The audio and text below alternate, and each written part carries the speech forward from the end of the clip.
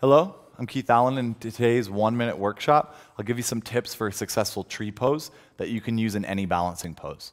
The most important is what's going on in your standing foot. So you can come to tippy toes, and with your standing foot, put 2/3 of your body weight in the big toe side and an important 1/3 on the outside.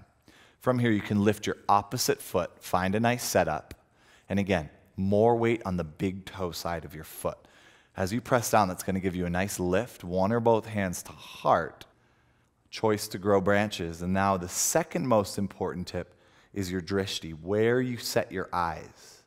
When your eyes move, your mind moves. It becomes harder to stay on one leg. Connect with your breath, and you have balance. Strong standing foot, steady in your eyes, and you'll be all set. Namaste.